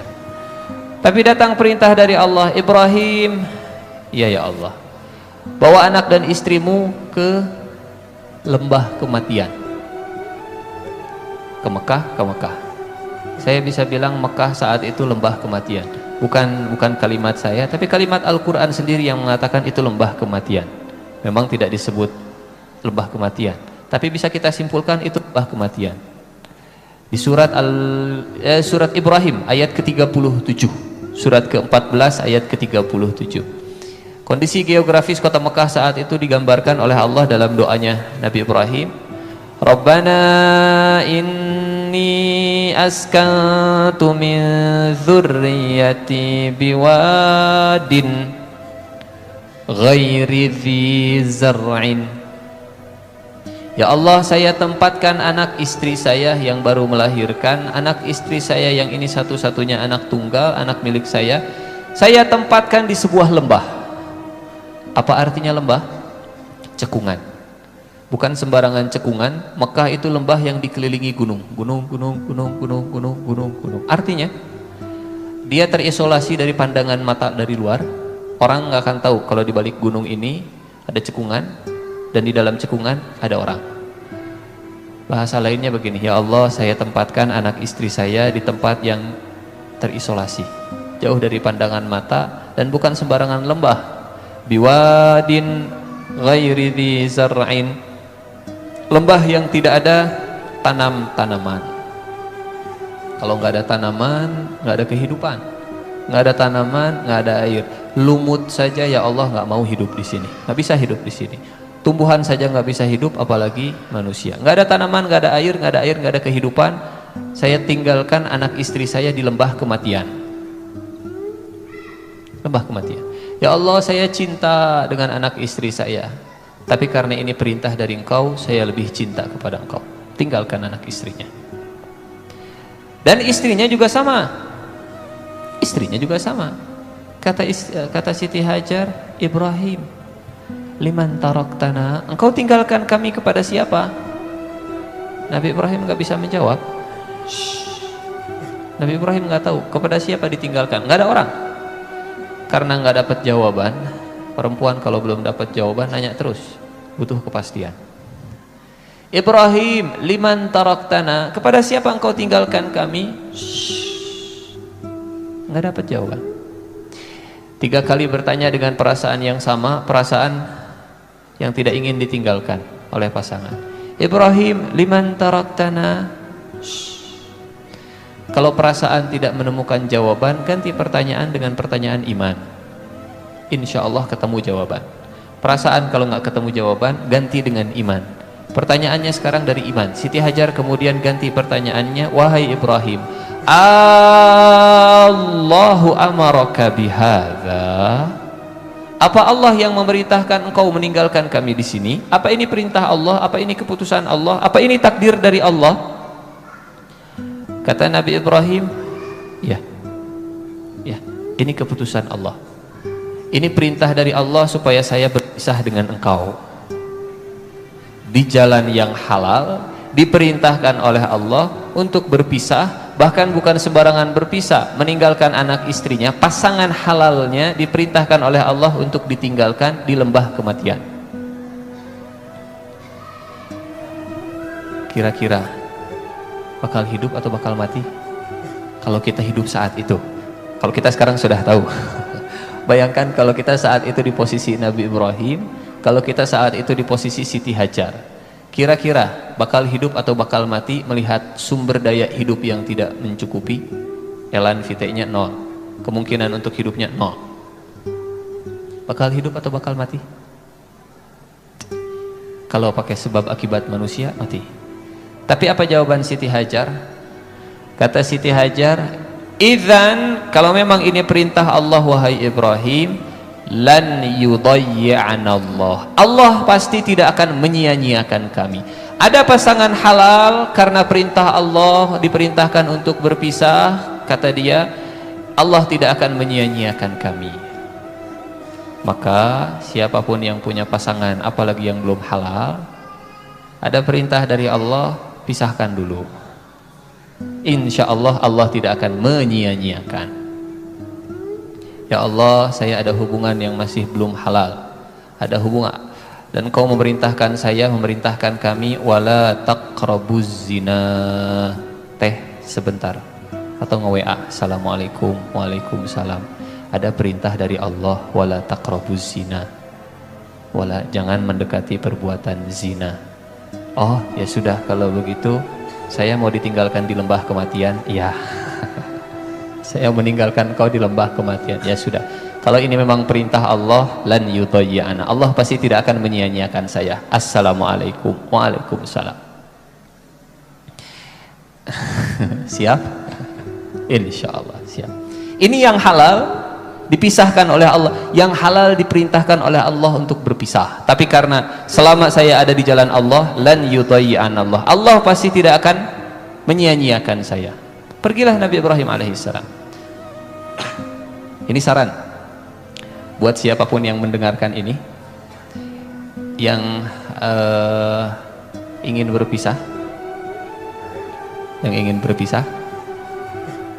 insya Allah Allah tidak akan menyia-nyiakan. Dan ketika berpisah, lakukan 3 hal. Lakukan 3 hal ini. 3 hal yang diharapkan dari Nabi Ibrahim, diharapkan oleh Nabi Ibrahim ke keluarganya, ke pasangan halalnya. Ketika ditinggalkan, Nabi Ibrahim kemudian berdoa. Doanya tadi, Rabbana inni askantu min dzurriyyati biwadin ghairi dzi zar'in 'inda baitikal muharram. Rabbana, 1, liyuqimus shalah. Ya Allah, mereka akan berpisah dengan saya sebagai suami, sebagai pasangan halalnya. Ya Allah, buat mereka, jadikan mereka orang-orang yang menegakkan sholat. Saat berpisah, yang pertama lakukan sholat.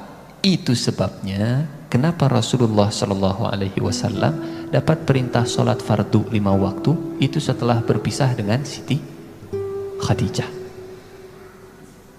Rasulullah pisah dengan Siti Khadijah, meninggal Siti Khadijah. Pisahnya bukan pisah ini. Siti Khadijah meninggal, Rasulullah limbung, Rasulullah sedih, sehingga tahun itu disebut dengan tahun kesedihan, Amul Huzn.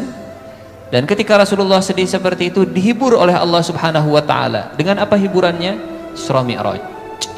Ujung dari Isra Mi'raj itu diberikan kewajiban sholat fardu 5 kali. Ketika berpisah dengan Siti Khadijah, sholat. Nabi Ibrahim ketika berpisah dengan Siti Hajar, yang pertama sholat. Kenapa kalau berpisah yang pertama kali dilakukan itu sholat? Karena saat berpisah, separuh nafasku terbang bersama dirimu. Separuh jiwa terbang. Ibrahim ke Syam, Siti Hajar di Mekah, biasa tinggal bersama, sekarang sendirian. Ada kekosongan di hati. Apa yang bisa mengisi kekosongan ini? Sholat. Kebersamaan dengan Allah insya Allah bisa mengisi kekosongan di dalam hati. Rabbana liyuqimus shalah. Yang kedua, faj'al af'idatan minan nasi tahwi ilaihim. Faj'al af'idatan minan nas, artinya jadikanlah hati orang-orang itu mau berinteraksi dengan mereka, mau datang ke sini. Satu, sholat. Yang kedua, perbanyak interaksi dengan orang lain. Jangan terlalu fokus dengan yang sebelum-sebelumnya. Faj'al af'idatan min. Itu sebabnya ketika Rasulullah Isra Mi'raj berpisah dengan Siti Khadijah, beliau Isra Mi'raj naik ke langit Sidratul Muntaha. Di langit 1 beliau ketemu Nabi, langit 2 beliau ketemu Nabi, langit 3, langit 1 Nabi Adam, langit 2 Nabi Isa, langit 3 Nabi Yusuf, langit 4 Nabi Idris, langit 5 Nabi Harun, langit 6 Nabi Musa, langit 7 Nabi Ibrahim alaihissalam. Bahkan ketika di Masjidil Aqsa, Rasulullah Isra Mi'raj dari Masjidil Haram ke Masjidil Aqsa, di Masjidil Aqsa beliau sudah disambut oleh banyak nabi, semua nabi, dan beliau jadi imam sholat. Isra Mi'raj itu hiburan karena Rasulullah berpisah dengan Siti Khadijah.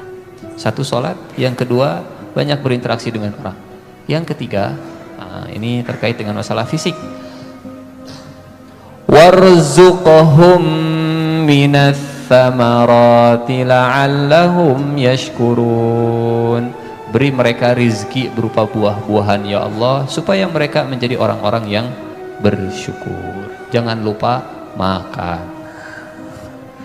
Jangan lupa jaga kesehatan. Satu, sholat, urusan hati. Dua, interaksi dengan manusia, menghilangkan sedihan. Dan yang ketiga, jangan lupa makan buah-buahan terutama. Yang berikutnya, ini pertemuan tentang kisah Nabi Ibrahim alaihissalam yang pertama. Kita masih global. Kisah Nabi Ibrahim alaihissalam berangkat dari yang 8 tadi.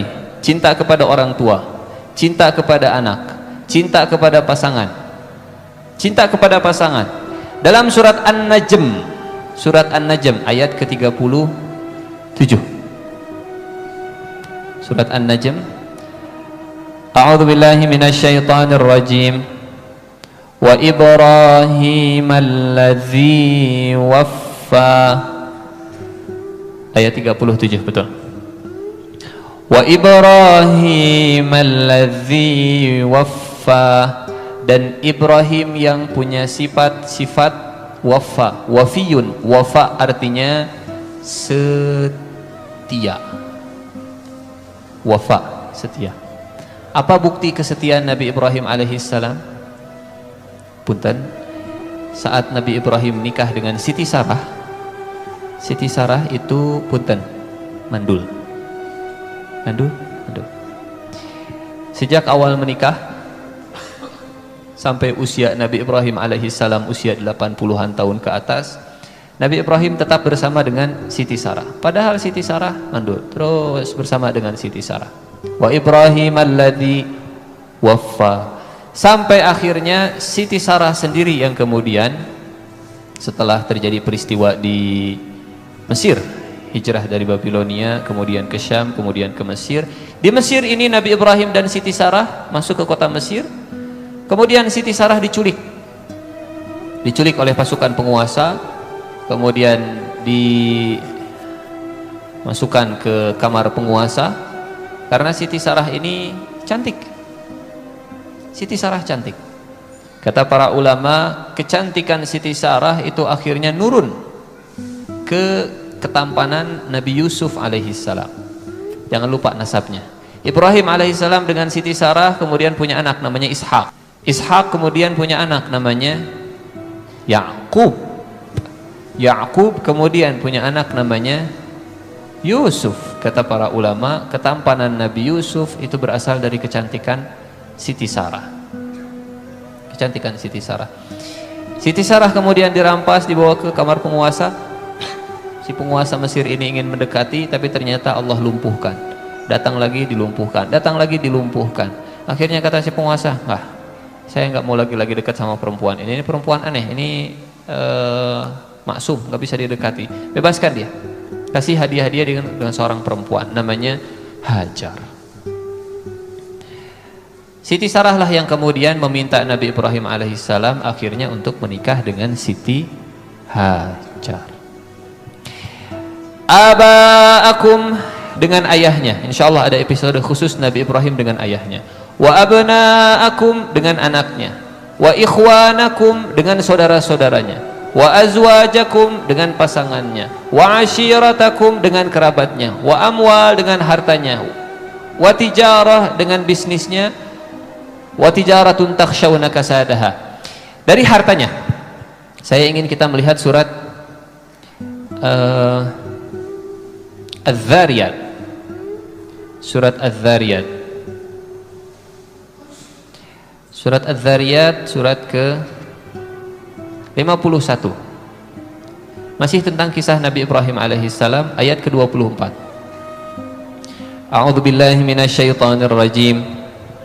Hal ataka hadithu dhaifi Ibrahim al-mukramin. Apakah telah datang kepada kalian cerita tentang tamunya Nabi Ibrahim yang dimuliakan? Tamunya Nabi Ibrahim yang dimuliakan. Idh dakhalu alaihi faqalu salama. Tamu ini datang kepada Nabi Ibrahim, kemudian mereka mengucapkan salam, Assalamualaikum. Qala salamun qaumun munkarun. Kata Nabi Ibrahim, Waalaikumsalam, kalian kaum yang tidak kami kenali. Nabi Ibrahim belum tahu saat itu kalau yang datang malaikat. Faragha ila ahlihi, maka kemudian luar biasa, Nabi Ibrahim kedatangan tamu. Tamunya tidak dikenal. Lain cerita kalau tamunya dikenal. Yang datang ternyata teman kita, yang datang ternyata saudara kita, yang datang ternyata orang tua kita, yang datang orang yang kita kenal. Wajar kalau kita cepat-cepat ke dapur, tunggu sebentar ya, silahkan duduk, silahkan duduk, silahkan duduk. Masuk ke kamar, masuk ke dapur, siapkan makanan, siapkan toples, kemudian menyuguhkan, mangga, silahkan diminum, mau teh, mau kopi, mau susu, sebentar saya siapkan dulu. Wajar dikenal. Ini tamu yang datang, salamu qaumum munkarun, keselamatan kepada kaum yang tidak kami kenali, silahkan duduk. Meskipun tamunya tidak dikenal, di ayat berikutnya Allah mengatakan, faragha ila ahlihi, kemudian Nabi Ibrahim pamit sebentar dengan cepat ke belakang, ke keluarganya. Faja'a, nggak lama Nabi Ibrahim kemudian datang. Bi'ijlin samin. Ijl itu anak sapi, samin itu yang besar, gendut. Samin ini daging yang paling enak, yang paling mahal, yang paling istimewa. Kalau kita kemarin potong sapi, ada satu bagian dari sapi, kan macam-macam tuh bagian dari sapi. Ada khas dalam, ada khas luar, ada macam-macam lah, ada gandik, ada macam-macam lah bagian. Yang paling mahal dari sapi, yang biasanya ke restoran kemudian dibuat jadi steak, itu bagian khas dalam. Khas dalam. Kalau yang buat rendang biasanya bagian kaki agak atasan sedikit. Yang buat gepuk biasanya bagian leher, dan seterusnya lah. Khas dalam itu agak belakang, di bagian pinggang agak dalam. Khas dalam bentuknya agak panjang, lembut, empuk, paling empuk. Khas dalam. Ada khas dalam, ada khas luar, dan seterusnya lah. Kemarin mungkin atau Anda penting mau makan lah. Nyate pokoknya nama. Bagian yang paling empuk khas dalam. Dan yang paling enak itu anak sapi, paling muda. Dagingnya masih empuk. Ibrahim alaihissalam, beliau kedatangan tamu. Tamunya nggak dikenal. Meskipun tamunya nggak dikenal, beliau kemudian pamit undur diri, silahkan. Kemudian Nabi Ibrahim ke keluarganya. Nggak lama, kemudian Nabi Ibrahim datang dengan faja'a bi'ijlin samin. Nabi Ibrahim bawa daging sapi, anak sapi yang gendut. Siapa tamunya? Belum tahu. Tapi nggak peduli. Walaupun ini tamu yang tidak diketahui, yang penting tamu dihormati, dimuliakan. Bagaimana bentuk pemuliaannya? Nabi Ibrahim punya sapi yang dewasa, Nabi Ibrahim punya sapi anak-anak. Biasanya kalau menyuguhkan sapi yang sudah agak tuaan lah disembelih. Kalau yang masih muda biar agak dewasa dulu, terus misalkan kalau untuk susu ya diperah susunya. Kalau misalkan dia jadi sapi peternak ya biarkan misalkan dia jadi apa namanya, kawin dan seterusnya. Jadi jarang kalau anak sapi anaknya yang disembelih. Ini tamu disuguhkan anak sapi yang dagingnya sangat lembut, gendut. Tamunya tidak dikenal. Tamunya tidak dikenal. Nabi Ibrahim alaihi salam dengan hartanya beliau suguhkan kepada tamu. Perintah dari Allah Subhanahu wa taala, ikramud duyuf, penghormatan kepada tamu. Setelah disuguhkan, apa yang terjadi? Faja'a bi'ijlin samin. Maka Ibrahim kemudian datang, Nabi Ibrahim sendiri yang datang membawa sapi tadi, bukan keluarganya, Nabi Ibrahim sendiri yang melayani Nabi Ibrahim sendiri ke tamu. Faqarrabahu ilaihim. Kemudian sapinya didekatkan. Bukan tamunya yang disuruh mendekat, tapi makanannya yang didekatkan. Silahkan. Setelah didekatkan, tamunya hanya saling pandang, hanya dilihat saja. Nabi Ibrahim bingung. Ada tamu, di depannya sudah ada makanan yang enak, tapi mereka hanya memandang saja. Apa arti pandangan ini? Nabi Ibrahim masih belum tahu. Sehingga kata Nabi Ibrahim, ala ta'kulun? Tamunya tidak dikenal. Ala ta'kulun? Enggak dimakan? Silakan, mumpung hangat. Ala ta'kulun? Silakan. Ala ta'kulun? Sama seperti di depan kita sudah ada bungkusan. Ala ta'kulun? Ala ta'kulun? Tapi yang di dalam bukan daging sapi, saya nggak tahu apa isinya. Ala ta'kulun? Karena setelah disuruh makan mereka tidak juga makan.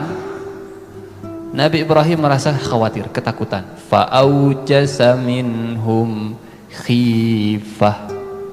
Nabi Ibrahim ketakutan. Kenapa? Karena biasanya kalau tamu sudah dibaiki ternyata masih tidak menerima kebaikan tuan rumah, biasanya punya niat jahat.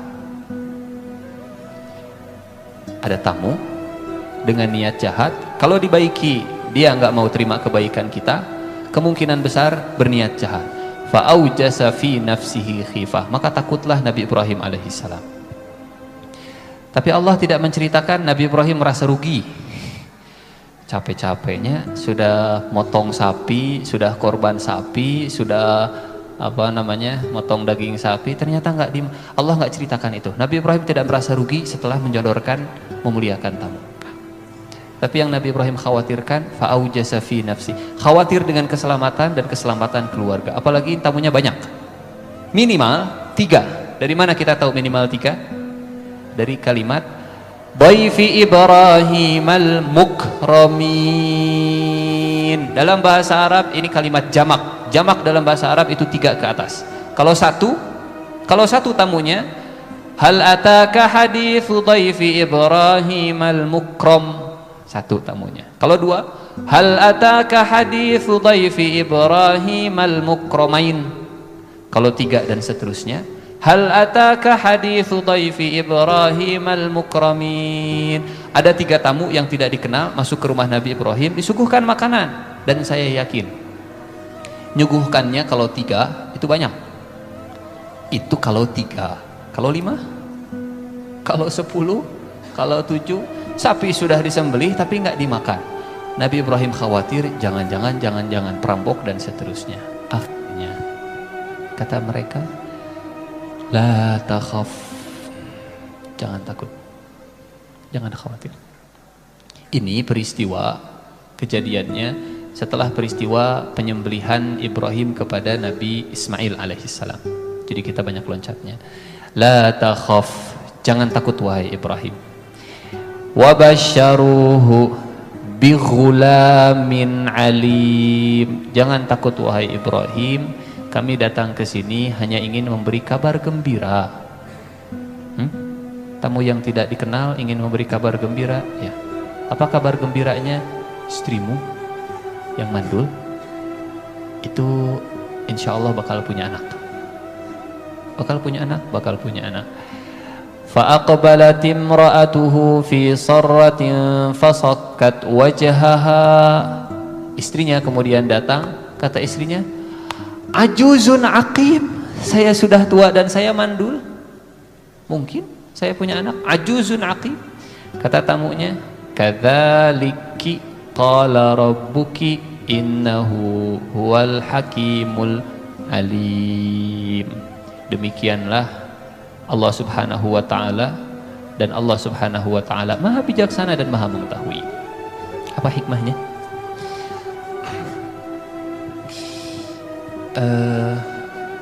Banyak hikmahnya sebetulnya. Allah mengaitkan ayat ini dengan peristiwa penghormatan kepada tamu. Menghormati tamu, berkorban dengan harta untuk tamu, insya Allah Allah akan balas dengan hal yang tidak akan kita sangka-sangka. Apa misalnya yang tidak disangka-sangka? Buat Nabi Ibrahim nggak disangka kalau istrinya yang mandul itu akan punya keturunan. Setelah berkorban dengan daging tadi, dibalas oleh Allah dengan daging yang tumbuh di dalam perutnya Siti Sarah. Padahal mandul. Ini kisah Nabi Ibrahim alaihissalam dengan harta. Kita ulangi lagi. 8. Qul in kana aba'ukum, orang tua, wa abna'akum, anak, wa ikhwanukum, saudara, wa azwajukum, istri, wa ashiratukum, kerabat, wa amwalun iqtaraftumuha, harta, wa tijaratun takshawna kasadaha, bisnis, pekerjaan, wa masakinu tardawnaha, dan tempat tinggal. Ibrahim aslinya, Nabi Ibrahim alaihissalam aslinya orang Irak. Wajar dong, siapapun manusia, siapapun orangnya, wajar kalau dia cinta tanah air. Normal. Bagian dari fitrah kalau orang cinta ke tanah air. Termasuk Nabi Muhammad SAW, beliau cinta ke kota Mekah. Waktu Nabi Muhammad diusir, hijrah, beliau naik ke atas gua Thur, beliau melihat kota Mekah. Rasulullah dengan sedih kata Rasulullah, ma atyabaki, betapa indah engkau wahai Mekah, walaula qaumuki akhrajuni ma kharajtu minki. Kalaulah bukan karena kaummu wahai Mekah yang mengusirku, maka saya tidak akan pergi dari Mekah.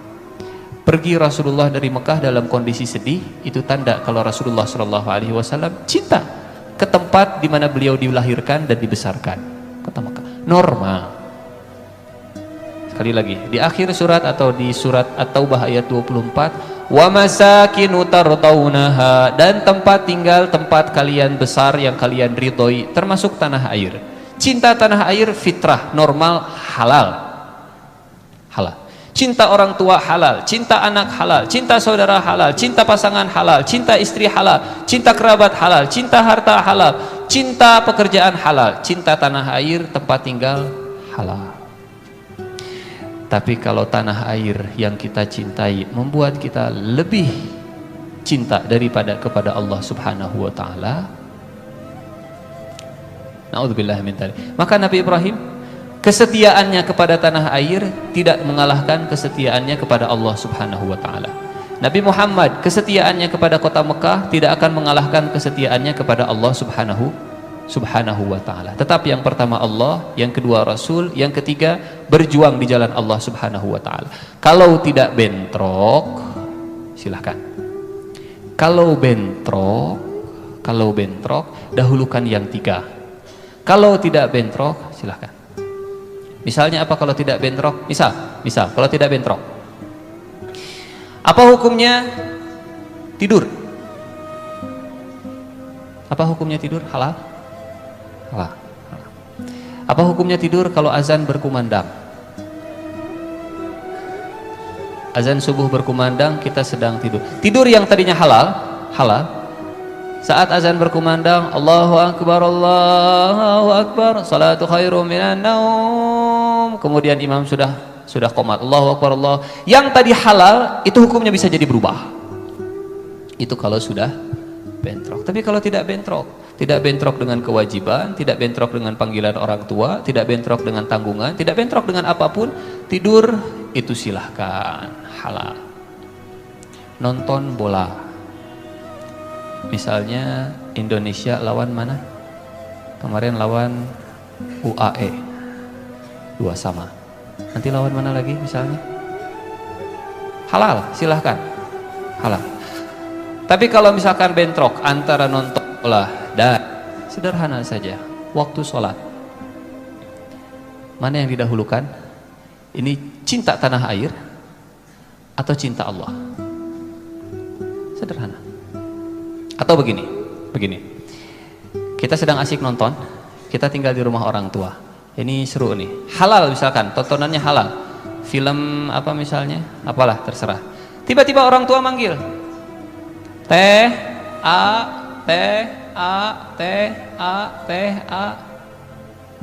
Boleh kita nonton film selama tidak bentrok dengan cinta orang tua.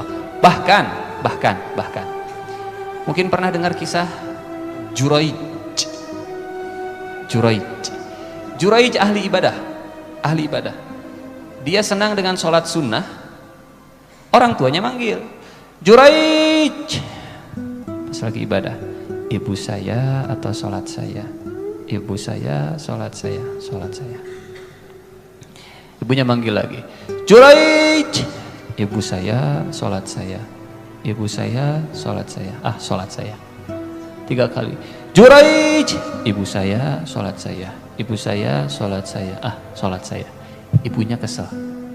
Halal kita cinta dengan ibadah, apalagi ibadahnya sunnah. Dan halal kita cinta orang tua. Tapi kalau panggilan orang tua bentrok dengan ibadah sunnah, jangan salah memprioritaskan. Sekali lagi, ini kita sedang cerita cinta halal yang salah memprioritaskan. Ibadah juga sama, jangan sampai salah dalam memprioritaskan. Menuntut ilmu wajib, sholat wajib, dan seterusnya. Banyak kewajiban-kewajiban dalam kehidupan kita. Itu sebabnya kita bukan hanya sekedar belajar fikih, tapi juga kita harus belajar fikih prioritas. Mana yang harus diprioritaskan, mana yang harus lebih didahulukan. Termasuk dalam masalah tadi, yang halal. Kalau yang sunnah, ini ibadah sunnah, ini panggilan orang tua, mana yang harus didahulukan, diprioritaskan.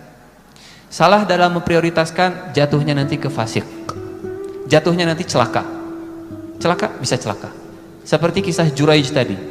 Juraij, sholat saya, sholat sunnah ya, bukan sholat wajib. Juraij, sholat saya.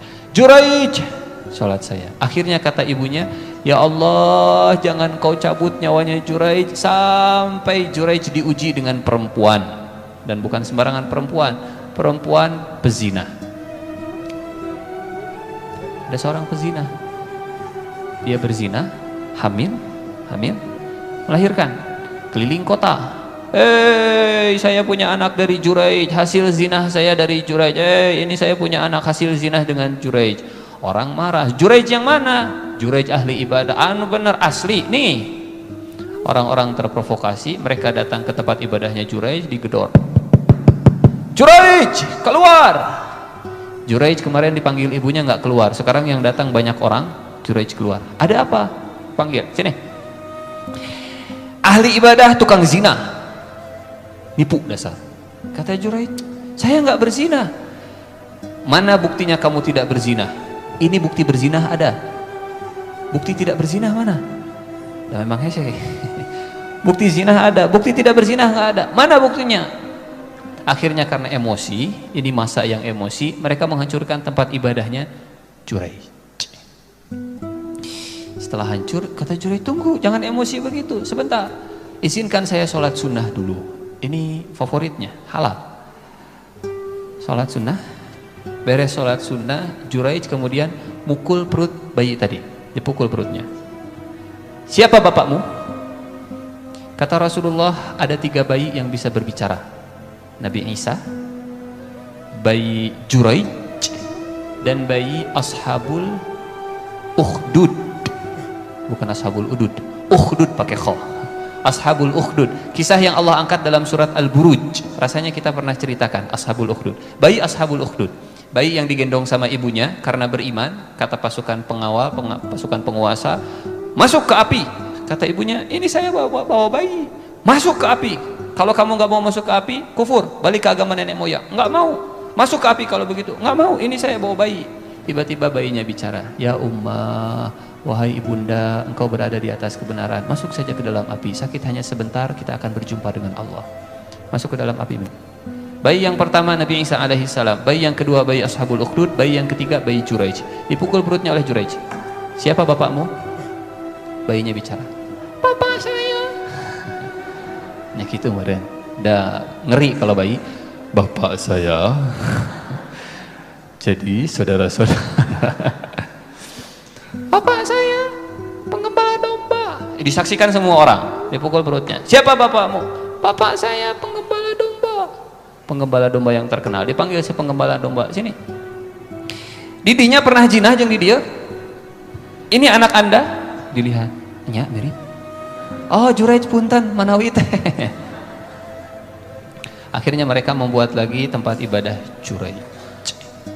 Riwayatnya sahih, kisah tentang Juraij ketika salah memprioritaskan yang sunnah dengan panggilan orang tua. Ini kita nggak cerita yang haram ya, nggak cerita yang haram. Kita cerita yang halal. Yang halal ketika salah memprioritaskan bisa jadi celaka. Yang halal ketika salah memprioritaskan